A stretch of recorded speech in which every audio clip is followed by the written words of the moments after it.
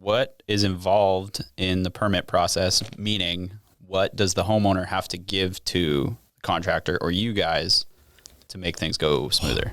He's got some good questions. These are some helpful ones. Yes. Am I answering this one? I don't know why we would change now. Well, I felt like I always was. I thought maybe you'd want to step in here at some point.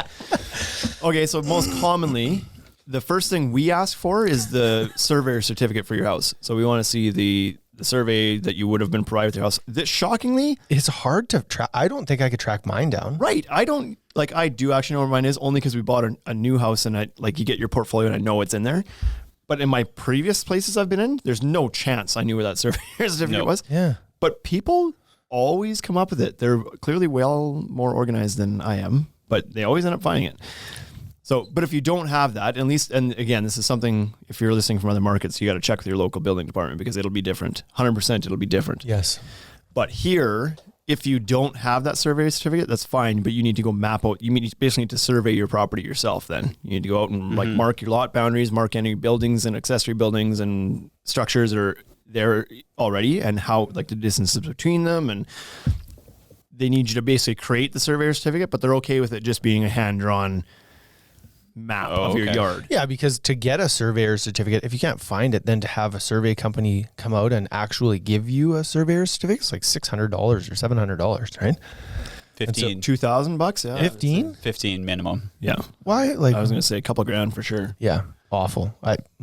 So he would know the answer to that question pretty well. He left a surveying company I to used get to here, work at a whatever. survey company. And apparently, according to Bryce, your surveyor certificate that they provide only legally valid for 24 hours.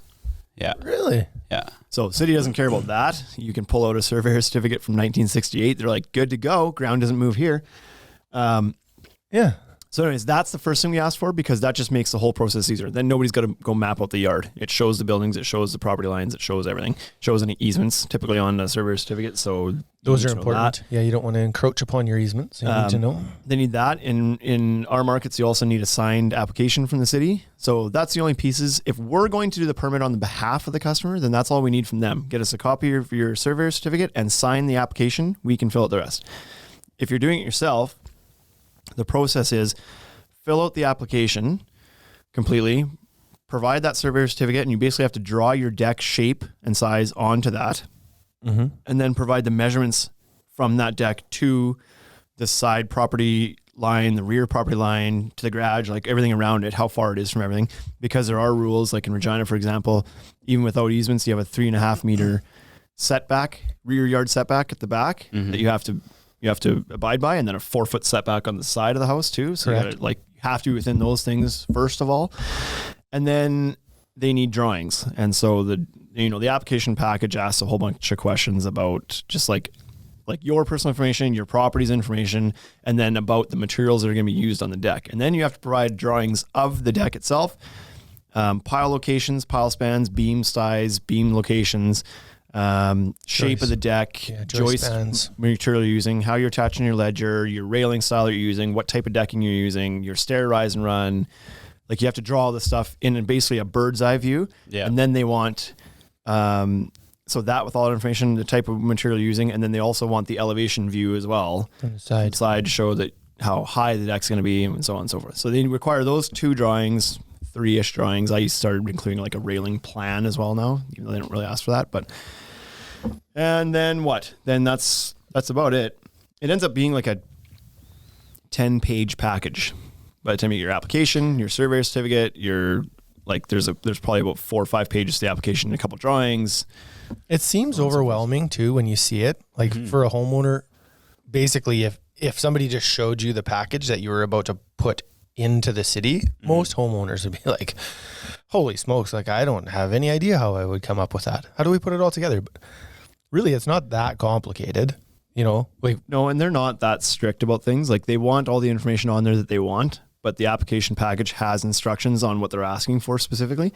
But they'd be okay if you drew it on this paper plate That's crazy. and handed it in. Yeah. As long as you had all the anybody can information draw they it want. too, right? Like, it's not like anybody has to have any. Yeah, you don't have to get an specific architect to draw it. It doesn't have to be, designation, it does not have to be in a CAD program. It just has to be like, Legible, the information that they're asking for. yeah, and it has to be accurate, right? It's like if you're going to use a 2x8 beam, make sure you put 2x8 beam. Probably the hardest thing for me is that the city still wants everything in metric. I was just gonna say the biggest catch for a homeowner is gonna be like they want it in metric though. So For here, yeah, which is really silly. and then Everybody you're gonna builds build it imperial, but Yeah. yeah. And then so if the deck ends up being above 6 feet tall, then there's some extra stuff that needs to come into play. Then you need like engineered foundation plan. So then it gets a little bit more pricey and complicated. So does someone from the city come out and check after? Yep. They're supposed to. They're supposed to? Yep. You're supposed to call in for a final inspection. Here they don't do. They stopped doing a framing Yeah, inspection. they did a last year. framing inspection, right? Yep.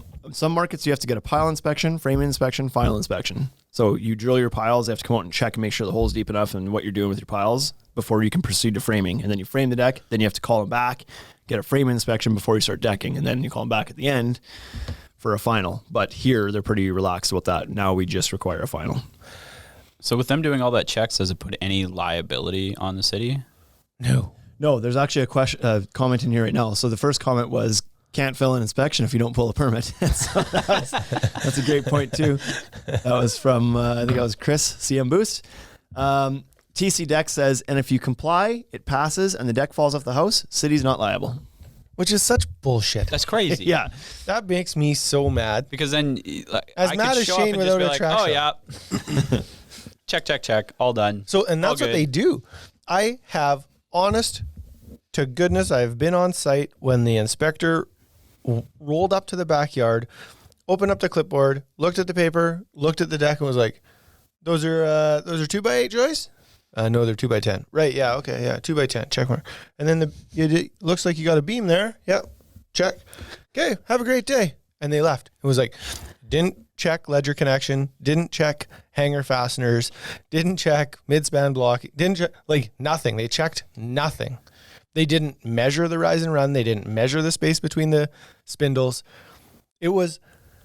I was pissed. I was like, get under there Yeah. and check those things, right? So, Well, I feel like as a contractor, you should be really trying to figure out a way to document the fact that they were there and really didn't check anything, because then it'll blow back on you. it blows back on you regardless. It doesn't matter. Even if they crawled around and inspected the snot out of that thing, it still ends up on you.